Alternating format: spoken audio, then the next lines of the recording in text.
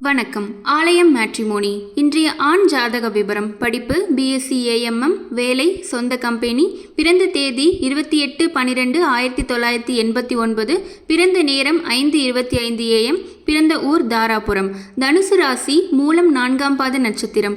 கொங்கு வெள்ளாளர் ஜாதி. பொன்னன் கூட்டம். உடன் பிறந்தோர் ஓர் அக்கா.